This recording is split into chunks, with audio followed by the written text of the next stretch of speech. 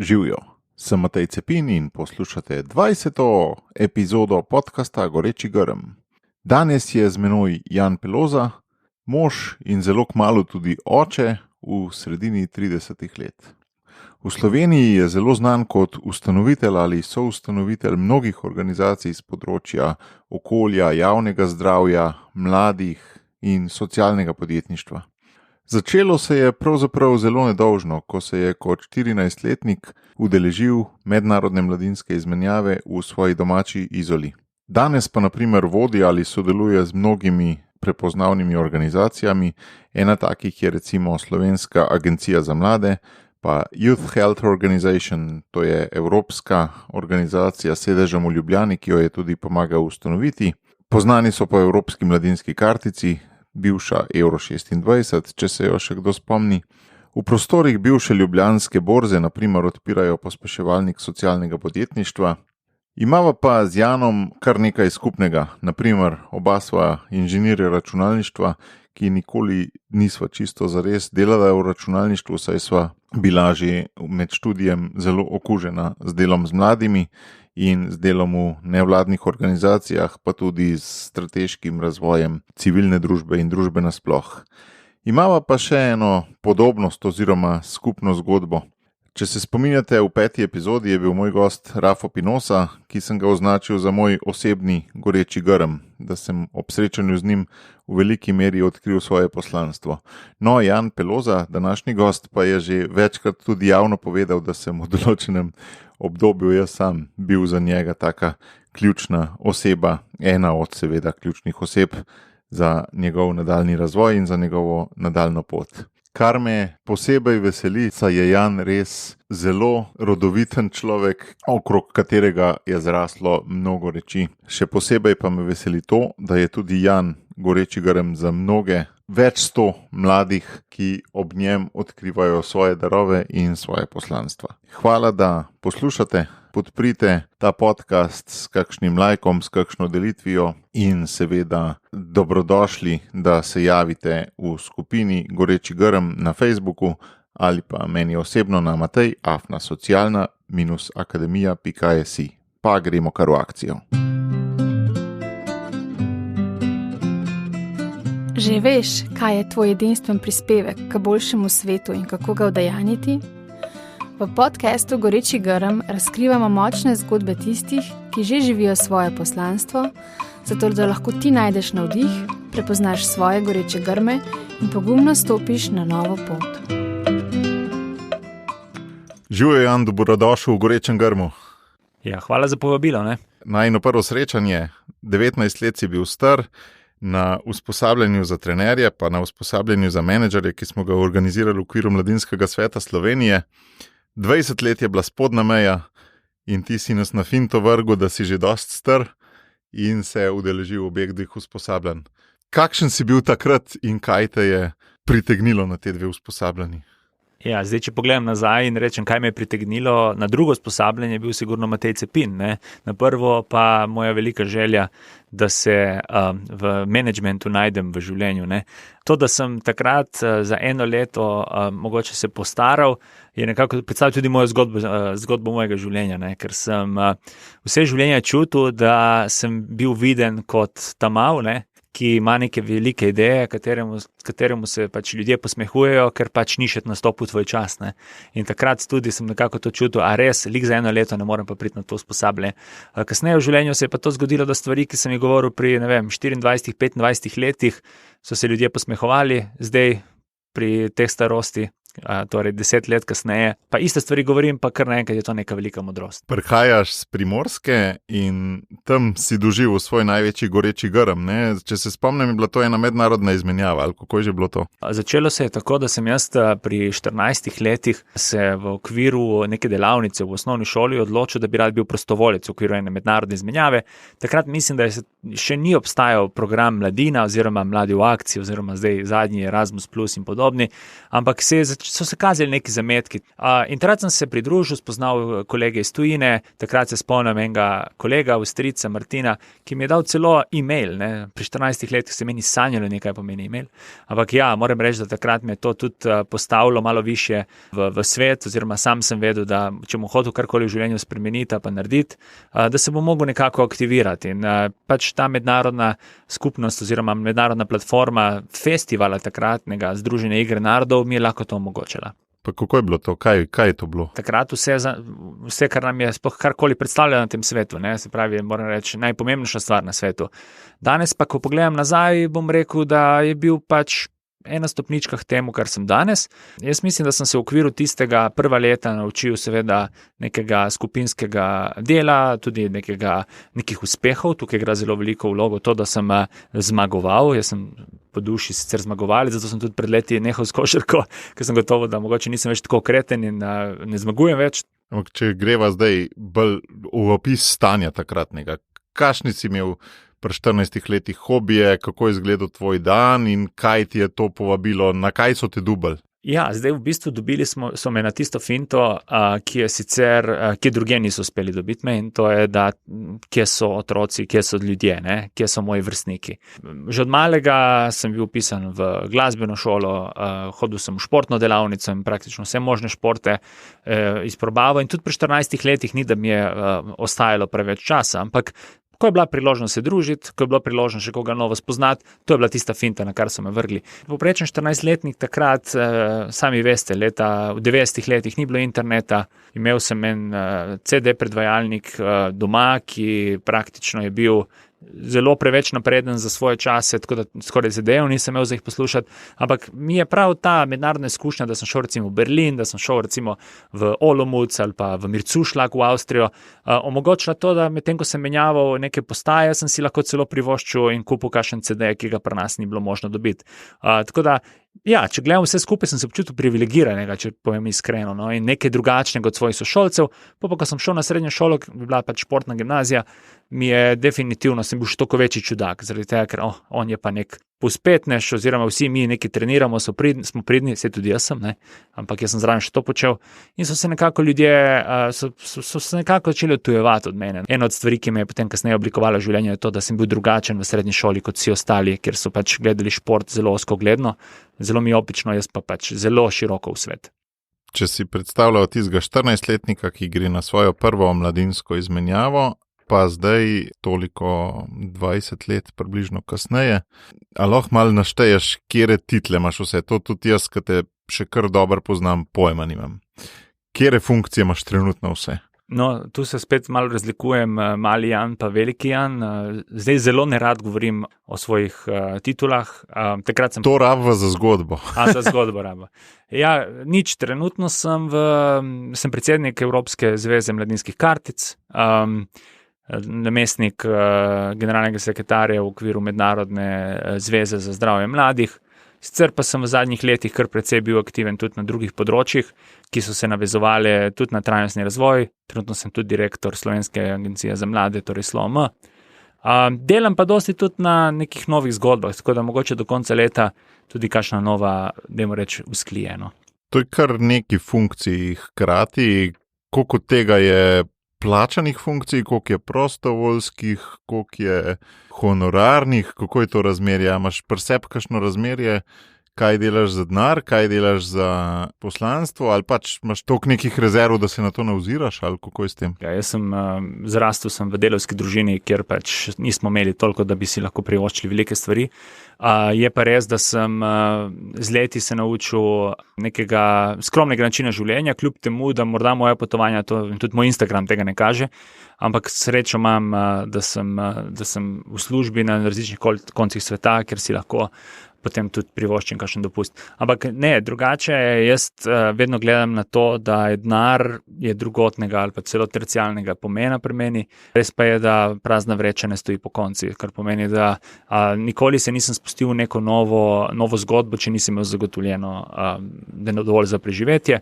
V okviru organizacije, v kateri sem vključen, vedno poskrbim, da imam neko plačo in vsako novo stvar, ki jo zaženem oziroma pomagam zagnati, ne vprašam nikoli za denar. To je eno moj mogoče celo zaščitni znak, toliko, da nam kakšenkrat celo partnerji mi zamerijo, če ne dam svoje postavke zraven, ampak je res ne dam. No? In tu je pri meni ta zadeva mogoče. Kako to zdaj nisem razumel? Do neke faze zagona nič ne računaš, potem pa začneš, ali kaj?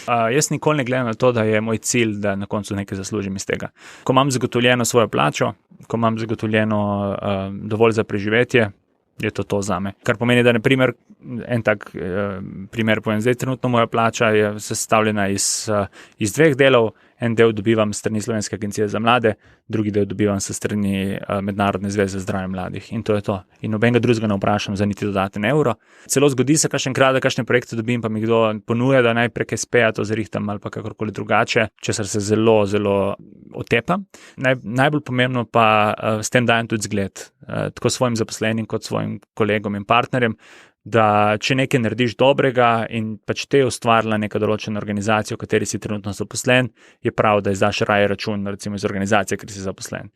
Tako da to se malo vrača nazaj, mogoče na tisto skromnost od začetka, ker spet plačo, ki jo imam, ni zdaj to neka vrhunska, ni neka plača, ki mi bo omogočila, da postanem v enem določenem trenutku, dajmo reči, upokojenc, ne, ker imam dovolj denarja do konca življenja, ampak je pa dovolj, da lahko si privoščim tisto, kar želim, ne želim si pa tiste, česar si pa ne morem privoščiti. Kaj pa ti je pol cilj, ko oziroma če ti ni denar? Se pravi, delaš z nekim namenom. Zdaj, kolikor te poznam, ni ego ta namen, ne, ampak so neki cilji po boljšem svetu. Kaj je zate ta boljši svet? Ja, pred leti, pa ne bom skrival, je bil tudi ego. Pa ne morem reči, da je bil 100% ego. Je bilo tudi to, ne, malo egocentrizem, ampak zanimivo je, ko sem delal kakšne dodatne raziskave, tudi malo osebno spreučeval svojo prek testov, sem gotovo, da sem v bistvu bolj introvertiran kot ekstrovertiran. Tako da, kaj je tisto, kar me drži po konci? No, definitivno je pustiti svet boljši kot takega, kot si ga dobil. Jaz vedno temu pravim tudi pay it forward, se pravi narediti nekaj dobrega za nekoga in ne pričakovati, da bo on tebi nekaj vrnil, ampak morda bo ta oseba kot zgled nekomu drugemu kakorkoli pomagala. Gre za eno, po mojem mnenju, zelo nalezljivo filozofijo, ki jo lahko kar vsi potrdijo, ki delujejo z mano, ker pač enostavno se ne sekiram, ali bom jaz to kaj dobalne. Lagal pa bi, če bi rekel, da tudi moč kot taka ni nekaj, kar mi je tujega, se pravi to, da imaš občutek, da lahko določene stvari tudi s leskom prstov obrneš, pa ne govorimo o velikih zadevah, v katere sem bil vključen, ampak predvsem take zadeve, ki lahko nekomu izboljšajo življenje ali pa recimo naredijo okolje boljše. Ne? Ampak zdaj si dokaj povedal o tem, kaj tebi pomeni, ne pa na katerih področjih, kaj je tisti boljši svet. Kaj, jaz, kakor te poznam, tvoje teme so mladi, zdravje, zasvojenosti, kako bi ti opredelil ta boljši svet? Jaz bom kar izkoristil priložnost, pa mogoče malo krajšo zgodbico povedal. No? In ena od stvari, ki me tukaj največkrat postavi v pozicijo nekega strateškega premisleka, so dopusti. Ne? In ko imam poleti čas ali pa ko imam enkrat po zimi, ko si vzamem čas, dovolj časa za razmislek, potem vedno poskušam nekako tudi strateško se postaviti v neko ravnotežje. Kdo si v bistvu? Kdo sem in kaj delam, predvsem. Neko poslanstvo probam ugotoviti in ali je to, kar počnem, v skladu s tem, kar želim doseči. To, da sem delal pred leti veliko na področju mladih, me je oblikovalo, zato ker sem bil mlad. Ne. To, da sem delal toliko na področju zasvojenosti in zdravja, je bilo bolj kot ne naključje, ker sem leta 2006 strani kolegice, takratne študentke medicine, zaradi organizacije nekega festivala, ki smo ga prej omenili na Obali, dobil pobudo, ali ne bi mi organizirali zabavo brez cigaretnega dima. In od tod iz cigaret v alkohol, iz alkohola še v kaj drugega, pa ne jaz osebno, ampak nasploh na področju, ki sem delal. Rad bi ti samo še to povedal, no, kar je s tem povezano, je, da me je nekako življenje skozi po poti pripeljalo do določenih tem, za katere lahko rečem, da sem neki na pol strokovnjak.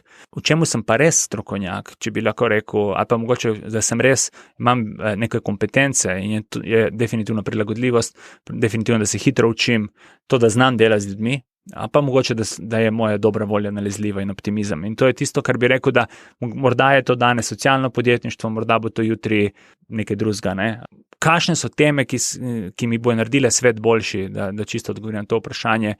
Jaz verjamem, da tem je lahko malo more, ki naredijo svet boljši, a pomembno je pa predvsem, da tiste teme, ki se jih lotevamo na učinkovit način, ker če ne, potem se skupaj mešanje zraka. Skoraj prepričan sem, da par poslušalcev zdaj reče, pa kva ta tip zares dela, daj par primerov povej, kaj so vaši projekti, no, tok da... Ok, mislim, zdaj, če pogledamo iz vidika, Slovenske agencije za mlade, katere sem direktor, to je bivši zavod Mobin, recimo ima na čelu Slovenije Evropsko mladinsko kartico, se pravi, ima produkt, ki je praktično vedli ali ne vedli poslušalci nekako oblikoval tudi naše otroštvo, naše najstniške dni. Čas je bilo to Euro 26, ne? Tako je, Euro 26, popust recimo za 30% Slovenske železnice. To, ko nikomu to rečeš, 800% ljudi ve, kaj to je.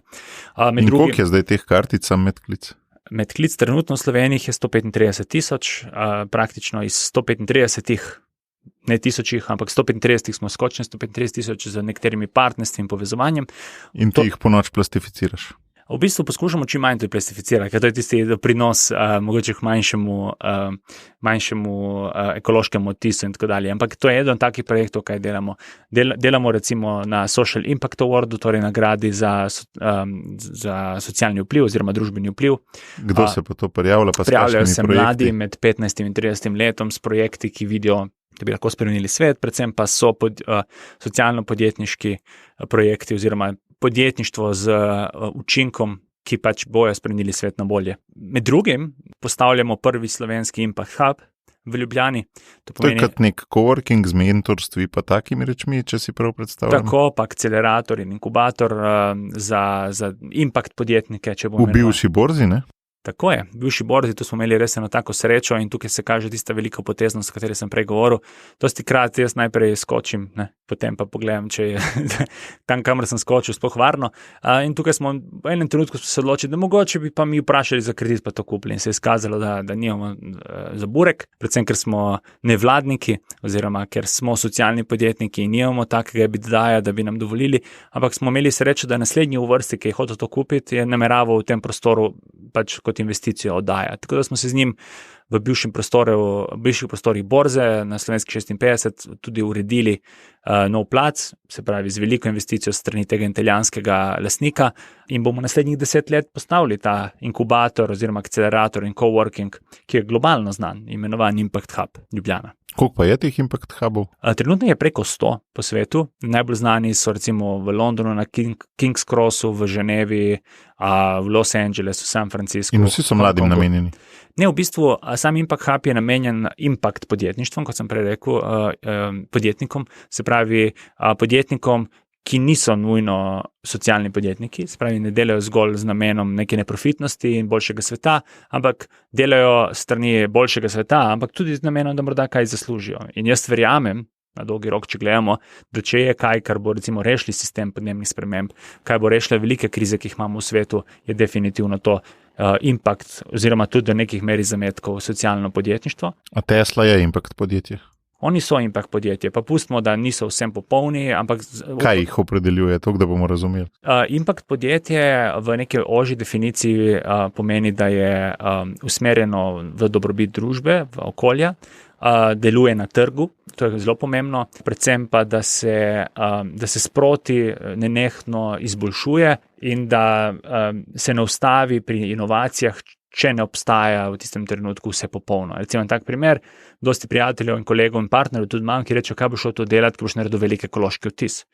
Primer Elona Muska in Tesla je ta, da se on nikoli ne bi lotil potem električnega avtomobila, ker elektriko, ki jo že enkrat pridobivamo, jo še vedno pridobivamo iz fosilnih goriv. Se pravi, kaj bomo vedno imeli fosilna goriva v naših avtomobilih, tako je pa naredil vsaj korak naprej in je to nek nov začetek za neke nove inovacije. No in impact podjetništvo je predvsem ta pogum, da najprej skočiš in potem pogledaš, kam gre, seveda do te mere, da preživiš in da pač naslednjič se naučiš iz tega nekaj in seveda zadevo izboljšaš. Kartica, nagrada, tale pospeševalnik, kaj bi bili še tako top 5 projekti? En tak dober projekt je, da smo dobili zdaj s strani Svetovnega gospodarskega foruma, torej World Economic Foruma, tudi licenco za Global Shapers Community v Kopru. To so mladi, obetavni, socialni in impact podjetniki, se pravi, skupno zgradimo okoli tega in okoli svojega brenda, ki ga prav tako razvijamo. Bomo to zdaj naredili vse slovensko. To je recimo en tak 4. projekt, se pravi, grejenje skupnosti. Verjamemo v odličnost nevladnega in neprofitnega sektorja, se pravi, da se išče načine, kako ne capljati na mestu. Oba dva sva bila del mladinskega slovenskega sektorja, pa veva, da se v 20 letih nekaj pride spremenilo in verjamemo, da to je malo posledica seveda financiranja, dosti pa tudi posledica tega, da so ljudje se nekako namestili v svojih foteljih in jim je v redu in je udobno. In ker pač noben ne pokaže neke iniciative, se tudi trg kot tak pač ne razvija in konkurence ni in dejansko ostajamo na mestu. Tako da mi verjamemo v razvoj, ne samo tega sektorja, ampak vseh sektorjev, ki smo vključeni in to je nek center odličnosti, ki ga tudi prav tako razvijamo pravkar in registriramo v naslednjih dneh. Vsi ti projekti so, in kar jaz občudujem, so z veliko nekimi povezavami, veliko nekimi svetovnimi partnerji, deležniki in toliko te pa poznam, da vem, da nimaš nekih političnih povezav, ne? Da jih nikoli nisi imel, kaj dost. In me zanima, kako človek naredi to, da se toliko partnerjev prelep na njega. Jaz mislim, da to, da nimamo političnih povezav, je zavedno. Ko sem bil 14 let star, so me poskušali v lokalnem okolju vključiti v neko strujo. Do te mere, da smo mi kot ekipa mladih se odločili, da želimo spremeniti neke stvari v Izoli, ker sem bil med drugim ustanovili listo. V tistem trenutku, ko smo pa nastopili na volitvah, se je pa eden od, če ni bila celo predsednica te liste, odločila, da bo eni večji stranki kot predsedstvo nastopila. In takrat sem jaz potegnil ročno zavoro in sem rekel, mi se ne gremo tle politikanstva, ne? Mi se gremo tle, če že lokalnega razvoja. Takrat sem jaz razumel, da je to nekaj, kar si ne želim. In tudi bil pozoren in moram reči, da ta zgodnja izkušnja mi je pomagala, da v življenju sem bil pozoren, kdaj nekdo nekaj želi v zameno za neko politično uslugo. In zato sem se tudi povezoval z ljudmi kot si ti, ki nikoli česa takega ni potreboval oziroma ni iskal.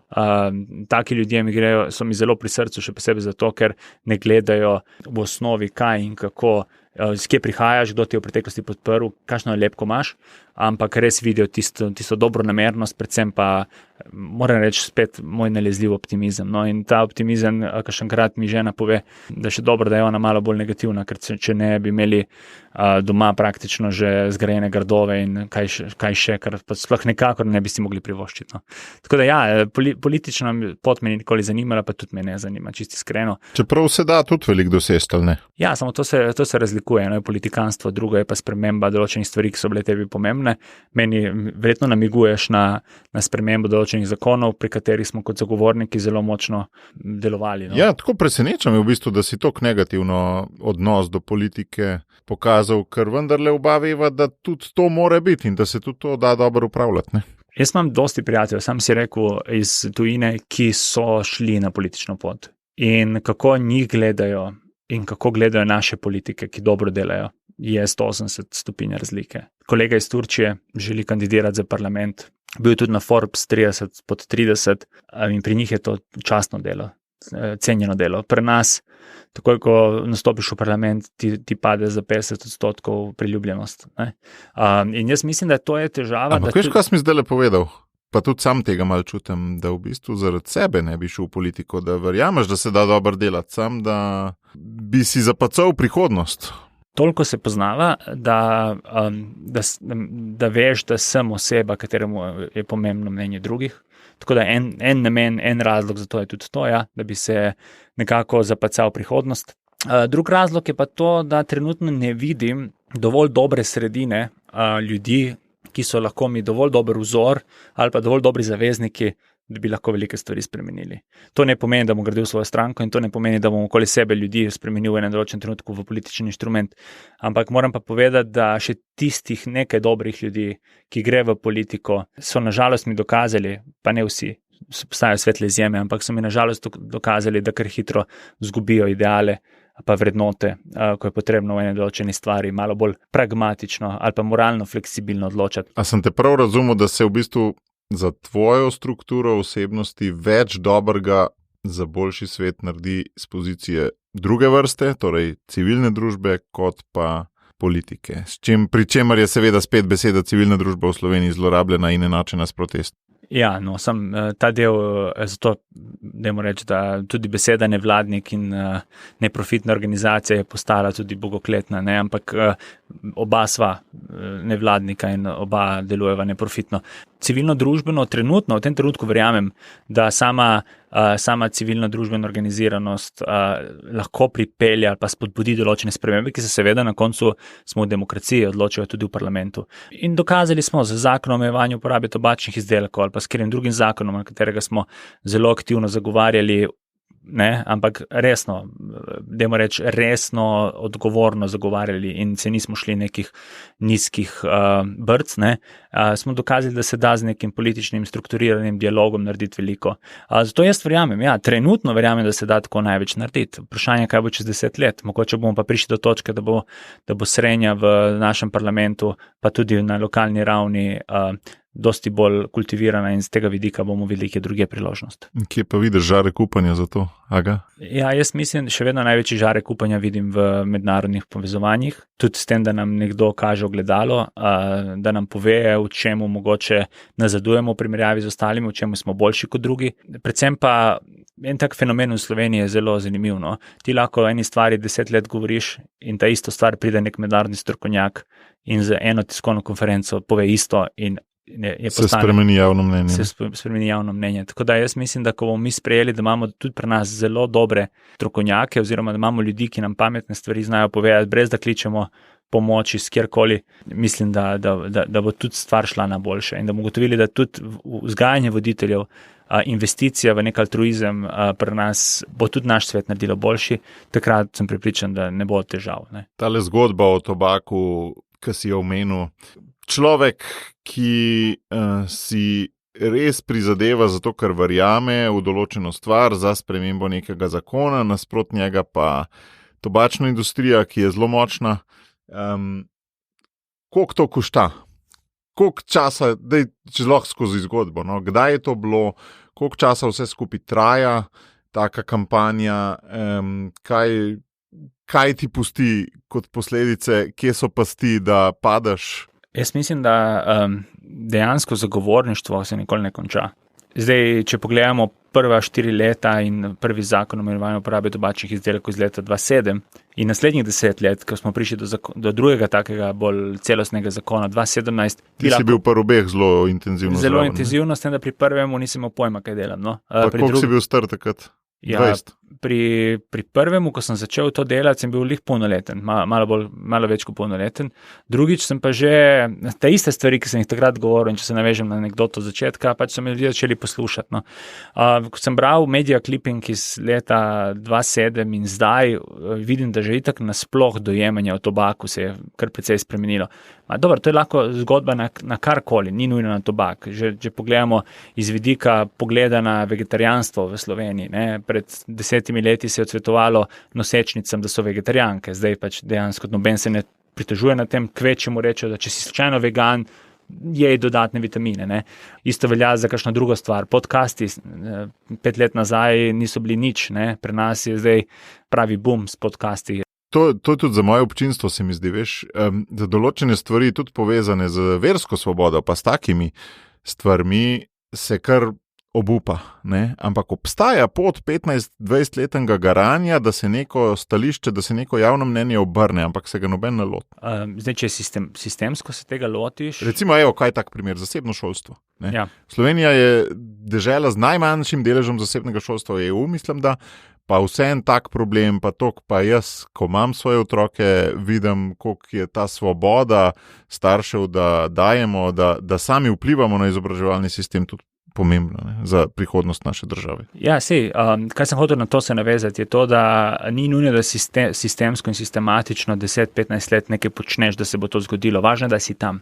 Važno je, da si dosleden se sporočili, važno je, da pri določenih stvareh ne odstopaš. Ne. Potem pa sigurno pride notri nek pragmatizem. Ne, a veš, mi pa naredimo tiskovko, pa rečemo mater ni rad ali pa pustimo za 5 let.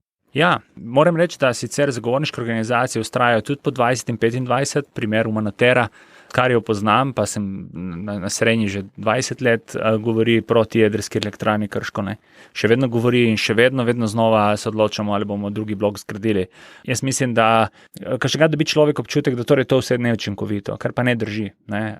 Jaz mislim, da je biti prisoten in biti nek glas skupnosti in glas razuma je zelo pomembno. Ne. Je pa jaz podčrtano, zelo civilizirano, pomembno, ker sicer izgubiš vso legitimnost. In ne bom namenoma uporabil nobenega imena, nobene organizacije ali pa kakšnega gibanja, ampak pred leti se je zgodilo, da je ena samonikla skupnost, celo mladih, če se ne motim, zakorakala v parlament na sestanek, legitimen sestanek, dogovorjen s parlamentarci, na poslansko skupino in anekdotično pravim, ker je vse prek telefončkov, ampak sicer izgubili so verodostojnost tisti trenutek, ko so stopili v prostor in rekli parlamentarcem, da so kravatari, če so oni slučajno kaj več kot mi, ki lahko prijemo v kratkih hlačah.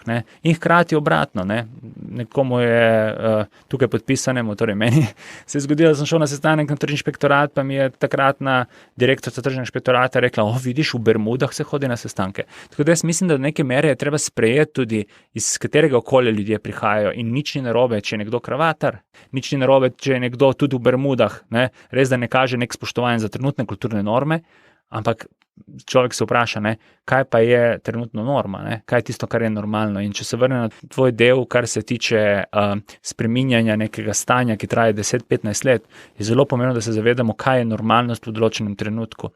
In trenutna normalnost je, recimo da v Sloveniji vsaj, da se zasebne šole ne financira ali pa da se otroke ne da v zasebne šole. Čez 10 let morda se bo pa pokazalo, da je nekdo, ki je vztrajal in bil prisoten in vedno znova povedal, da bo morda to postala realnost in takrat bomo se gledali nazaj in bomo rekli, 20 let smo zamudili, ampak smo vsaj dosegli to. No, ampak kakšni so stroški tega, da toliko let to delaš, da imaš toliko industrije proti sebi, a je kdaj bolel, pa kako je bolel? Kakšna zgodba? Iz vidika financ jih pač dejansko ni, ker Samo prostovoljstvo oziroma vključevanje v stvari, ki jih počneš z guštom, bi rekli mi Primorci, oziroma z veseljem, ne gledaš skozi prizmo denarja. Predvsem, če imaš zagotovljeno neko financiranje druge, ki pač ti omogoča neko varno preživljanje prostega časa. Strošek pa je, tudi na nivoju duševnega zdravja, moramo reči, predvsem z vidika samega izgorevanja, je dostikrat, dajmo reči, balans na drugi strani, ko ti nekdo sporoči, da si dobro delal ali pa se dobiš z nekom, ki je zelo pomemben, pa te posluša, kar si povedal. Moram reči, da mi ni bilo enostavno, tudi kdaj sem imel sam težave z razbitimi šipami na avtomobilu ali pa z kakšno anonimko ali pa več anonimkami. Definitivno tobačna industrija ni enostavna industrija. Kako se soočam s tem? Z družino, predvsem z družino in razumevanjem, da vsej tej zgodbi to, kar delaš, bo naredilo spremembo na srednji dolgi rok. In nekomu, tako pravim, to je test lajanja. Če noben ne laja in če se nič ne zgodi, pomeni, da nisi stopil dovolj močno nekomu na rep. In v tem primeru je lajala industrija, pa ne samo, pa ni nujno, lahko da komu delam krivico trenutno, ampak ne samo z razbitimi šipami, anonimkami in podobnimi zgodbami, ampak tudi s tem, da so v medijih svoje najmočnejše topove uporabili proti enem malemu združenju oziroma enemu malemu posamezniku, katerega je vodil, ti da vedeti, da očitno delaš nekaj prav. Tako kot te poslušam, sej so velike stvari, ampak fokus mi malo manjka. Moje prepričanje je namreč, da več, ko si daš v življenju fokusa, bolj uspešen si lahko, sam fokus pride s časoma. Zdaj, jaz pravim, da so časi, ko je potrebno z vsemi topovi iti v akcijo in so časi, ko se treba skriti malo bunker, pa mogoče se staviti nazaj igralno ploščo in pogledati, ali smo postavili figurice na pravo mesto. Mogoče celo en tak dober primer je primerjava razliko med voditeljem pa med menedžerjem. In sam se vidim kot voditelja bolj kot menedžerja. In to je, da splezem kdaj na vrh najvišje palme v džungli in rečem, smo šli v napačno džunglo rezati, ali pa ugotavljam, da mi ta fokus daje predvsem ekipa okoli mene. Dostikrat samo poslanstvo si ga predstavljam tudi kot nek tunel, veš, da je luč v tisti smeri, ampak v enem trenutku hitro se vprašaš, ali jaz ne hodim mogoče preveč po robu, In poslanstvo je tista ograja, katero se lahko primeš. In ta ograja so v mojem primeru moji sodelavci in tudi moji kolegi, ki delamo skupaj. In vedno poskrbim, da okoli sebe imam ljudi, ki mislijo isto kot jaz. Da če kdaj slučajno iztrčim, da mi tudi povejo, tudi z vidika fokusa, da mi tudi povejo, rečejo, Jan, a smo sigurni, da bomo to delali. A sigurni, da bi tisto tobačno industrijo sodeloval? Vem, da rabiš denar, ampak gledam, to se celo življenje proti njim govoril.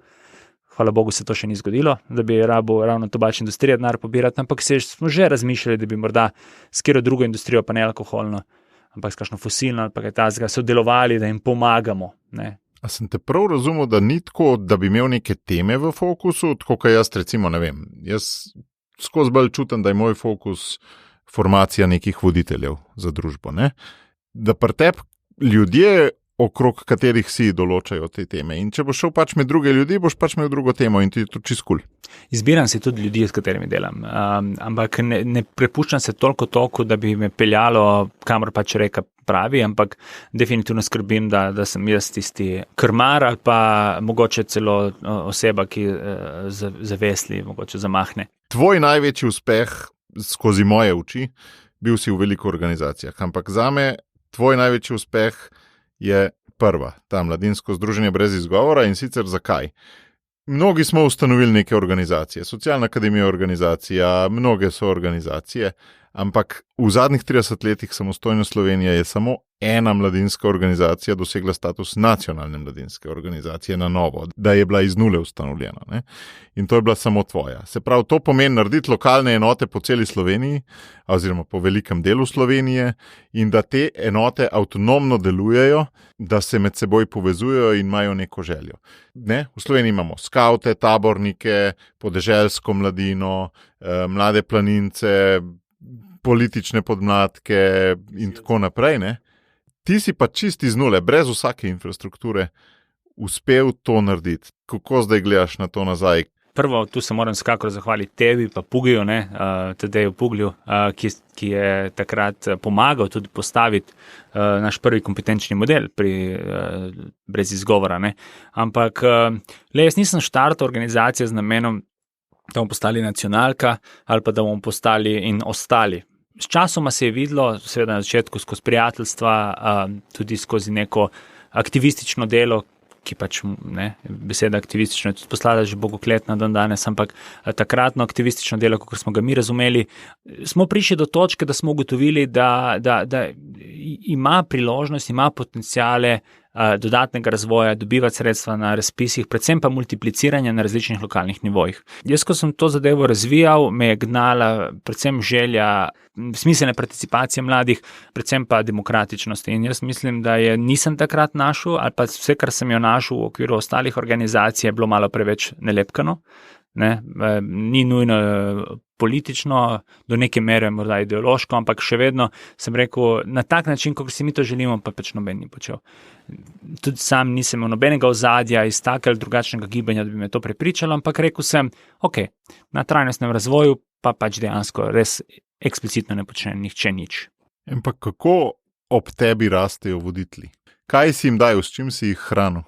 Jaz mislim, da največja in najbolj pomembna zadeva je to, da nimam sistema, kako ljudi učiti. Ljudje so z mano in se naučijo. Tako bom rekel, po moje vzor tisto, ki naredi veliko razliko, seveda sem se s časoma, sem gotovo, da treba imeti neke modele in da kompetenčne modele razvijati in tako dalje, ampak jaz čutim, da ko imamo okoli sebe ljudi, ki hočejo dobro, razmišljajo podobno, ki imajo veščine, ki jih je lahko še razvijajo oziroma čutijo neko potrebo po dodatnem razvoju, taki ljudje je potrebno v tem enem trenutku dati med morske pse, naj se naučijo plavati. In kje boš to bolj primerno izpostavil kot v organizaciji, ki je na isti način zrasla. In Slovenija, po mojem mnenju, je unikatna v evropskem prostoru, ker je dovolj majhna, da z dovolj veliko željo in nekimi osnovnimi veščinami lahko nekaj učinkovitega, uspešnega narediš. In pač mislim, da ta sistem smo shekali, razumemo, kje v enem določenem trenutku rabi nekdo izkušnjo v realnem sektorju, in če so zraven še mene, ker pač na nek svoj način delam stvari, predvsem pa sem, kot rečeno, večni optimist, pa imam neke določene vrednote, jaz mislim, da ljudje po naravi postanejo boljši voditelji, ali pa sploh postanejo voditelji, če prej niso bili. Jaz sem nekako slišal dve stvari. Eno je zgled pa lastno navdušenje, drugo je bilo pa to zaupanje, ki se kaže v tem, da ljudi vržeš v konkretno nalogo oziroma med morske pse, si rekel. Tako, ja, in tu je moj perfekcionizem igral v preteklosti veliko vlogo, ker sem tudi sam zbolel, ampak moral sem spremeniti način življenja. Preveč sem se podrobnosti spuščal, preveč sem hotel biti povsod zraven, tudi stvari, ki sem dal od sebe, jih dejansko nisem dal od sebe. Control freak. Control freak bi lahko temu se reklo, res je. In sem pač v enem določenem trenutku gotovo, da ta pragmatizem je ključ do vsega skupaj. Ne rabi vse biti popolno, je pa pomembno, da se držimo nekih osnovnih dogovorov. Še vedno se lahko v tistem trenutku, ko se nekaj zgreši, v naslednje izboljša. No? Tako da tukaj jaz mislim, da je to ena ključna stvar, ki me je pripeljala do tega, da se ne spuščam več toliko v vse podrobnosti, ampak poskušam po tej poti, v kateri hodim, nalesti čim večje število ljudi, da bojo res videli v nekem odgovornem voditeljstvu svojo karierno odločitev. No? Če zdaj naj posluša recimo ena oseba, ki sicer poleg službe, morda družine, dela kakšen hobi, ampak ni čisto zadovoljna s tem, kaj zapušča svetu. Ne? Sej rečemo vsi, ne? Ej, pa družina, pa to, ampak kakšni ljudje čutijo, da čisto v polnosti pa svojih potencialov ne izkoriščajo. Ne? Ampak po drugi strani pa čutijo, da pa ne bi šli pa preveč iz to neudobja, ker so že zdaj na meji. Ne? Kaj misliš, kaj bi bil korak za to svoje nezadovoljstvo? Rahlo pekoče nezadovoljstvo s samim seboj presešt. Jaz mislim, da vsaka oseba skozi celoten življenjski cikel je fajn, da se znova in ponovno znova izobražuje in usposablja. Pa naj bojo to neke čisto življenjske veščine ali pa, da reč, socialne veščine, ker jih posameznik potrebuje, ali pa mogoče nov jezik, ali pa morda na kakšen način narediti trajnostni vrtiček. Ne? To je ena od stvari. Sigurno, da prvi korak je, da poiščeš nekaj, kar te bo zadržalo. Zdaj, kar se zgodi dosti krat in mislim, da velika podjetja na tak način zelo služijo to, da ljudje impulzivno se odločijo pa plačajo neko članarino v spletni učilnici, pa potem gre oseba enkrat pa dvakrat v celem letu gor. Ne?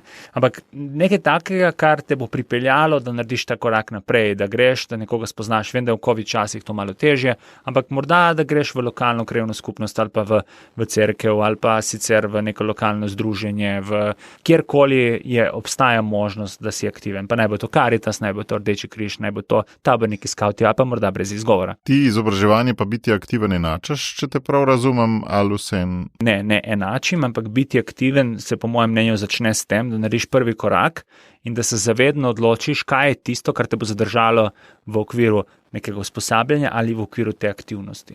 Spravi, ta prva zadeva glede učenja je bil primer, stopi ven, pridi v družbo, v tisti družbi boš gotovo, da so tebi podobno misleči ljudje in da se želijo tako kot ti učiti in mogoče boste pa šli skupaj na kavo, morda boste skupaj nek projekt naredili, odvisno v kakšno sredino se podaš. Ampak ja, druga zadeva, ki si jo dobro načel, je predvsem to biti aktiven, nekaj dati nazaj svetu, nekaj pripraviti, nekaj spremeniti. Male stvari so pomembne, ne?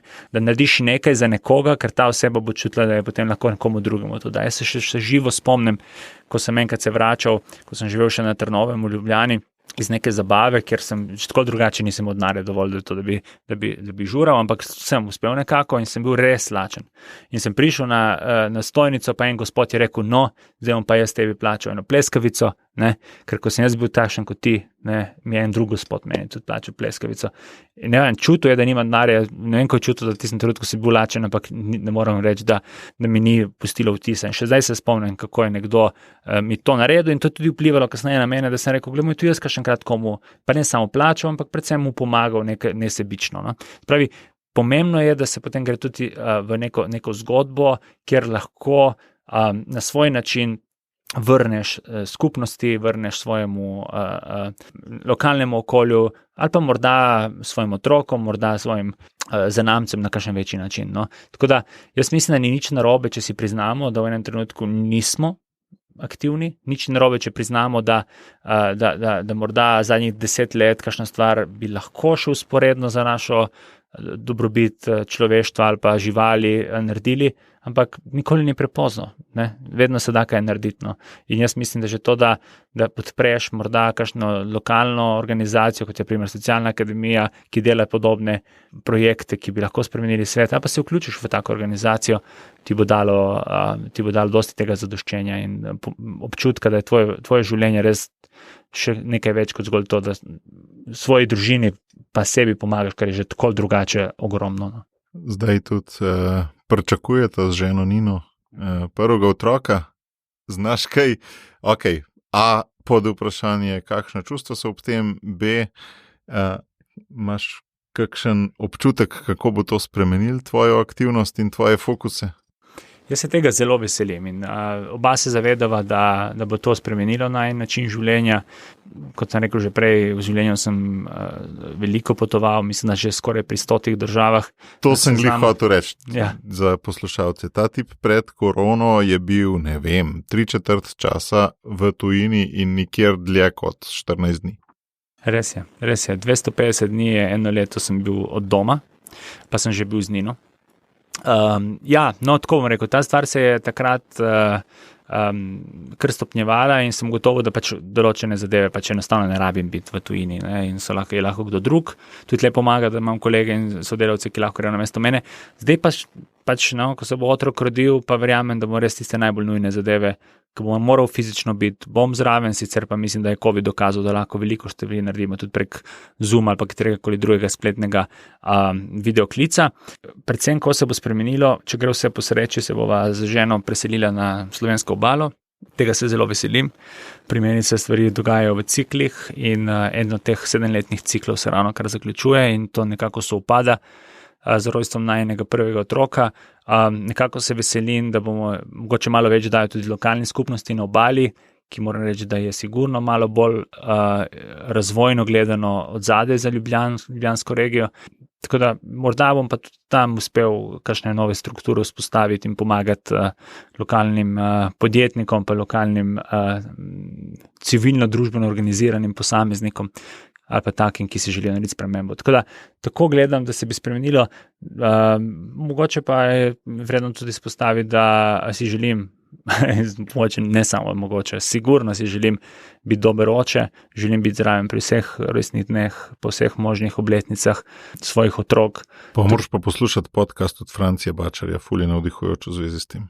Se Francija poznaš, ne? Ja, seveda Francija poznam, ja, super, ja, v glavnem iz tega vidika si bom zapisal, v glavnem, kar želim povedati, je samo to, da si želim res, da bom oče, ampak istočasno, da bom skupaj ženo, ker moja žena je tudi zelo aktivna v nevladnem sektorju, da bova še naprej lahko delala svet boljši.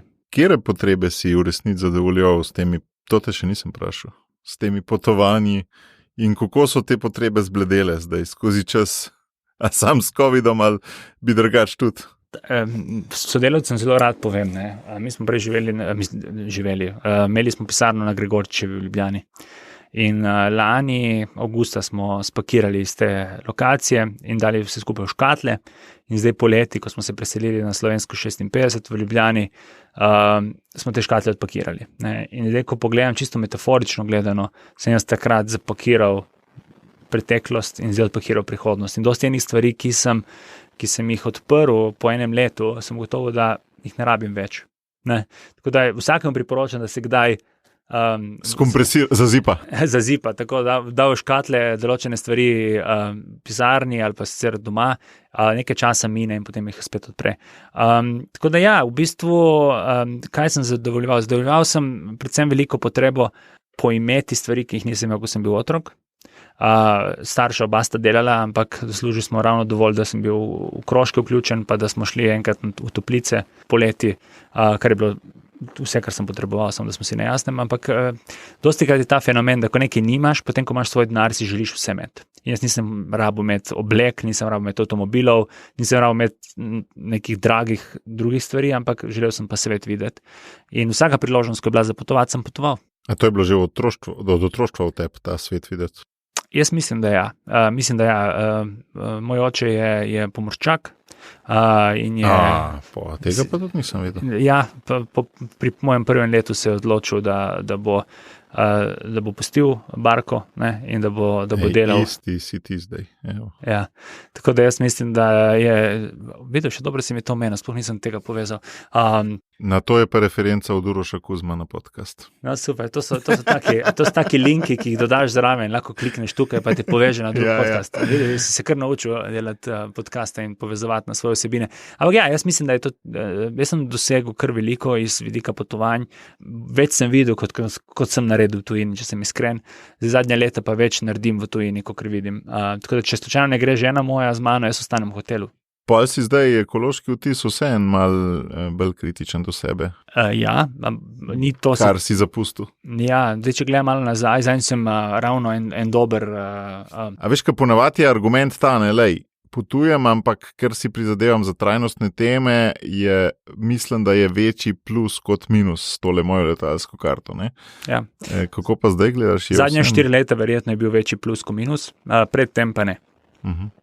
Sicer bil na vseh možnih zadevah, kjer sem dobil plačane karte in sem imel relativno malo stroškov s tem, ampak sem večinoma potoval z namenom potovanj. Ravno sem izpolnjeval ta ekološki odtis kalkulator, mislim, da obstaja spletna stran odtis.si, ker lahko pogledate in še vedno, sicer sem vnesel podatki izpred covida, ampak če bi živeli vsi tako, kot jaz, bi mogel 7 planetov Zemlja imeti. Največ je seveda temu doprinesel potovanje z letalom. Tako da, tukaj sem vedno sem rekel za naprej, ne? Tudi ta ob preporodu potovanja z vlakom po Evropi, sem rekel, da morda v prihodnje bom šel pa z vlakom. Ne? In tudi to sem dal nekako na vago in ugotovil, da mi je pomembneje, da spim doma, kakšno noč več, kot to, da potem 3-4 dni porabim za nekaj, kar bi sicer lahko v enem dnevu bil nazaj. Tako da, ampak še vedno postavim pa prvo vprašanje si, ali je pomembno, da tam potujem.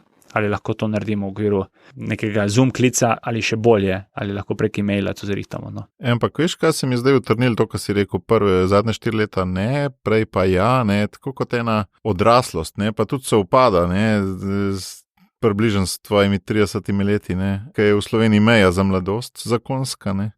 Mladostnik pač je kavboj in gre in ne. Ko pa odraseš, pa tudi svetopisemski citati, ne, potem te pa drugi opasajo, ne več sam, ne, se pravi, počas postaneš malo bolj po svoje prostovoljno vklenjen v gradnjo boljšega sveta, ne. Jaz sicer to mogoče razložim, kdaj skozi čisto drugo prispodobo, ampak zelo podobno.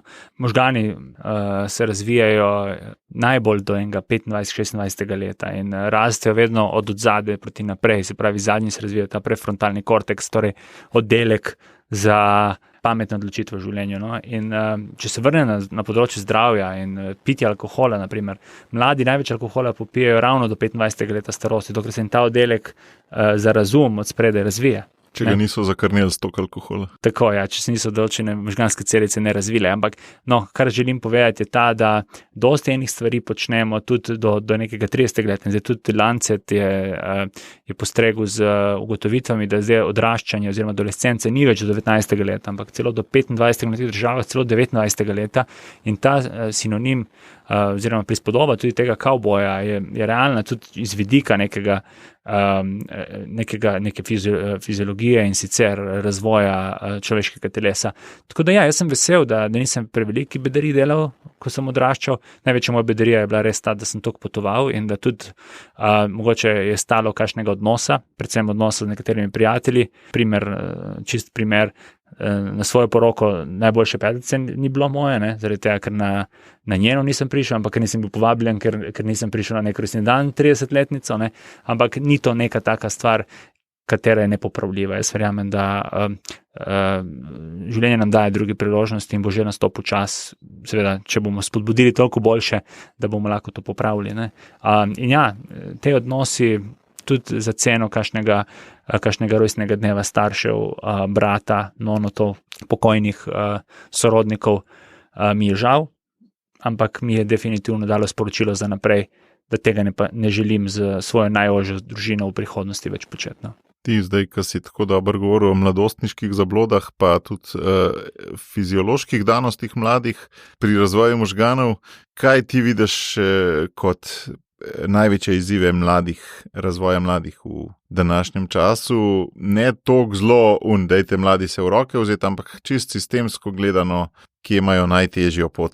Najtežja pot je po mojem mnenju v samem sistemu, v katerem odraščajo, v občutku, da so osamljeni, kar je pa tudi ne nazadnje posledica tega, da se, pustimo COVID, če pozajmo COVID zadnje leto in pol, ampak je posledica tega, da se vse več stvari gamificira, vse več stvari je v ekranu.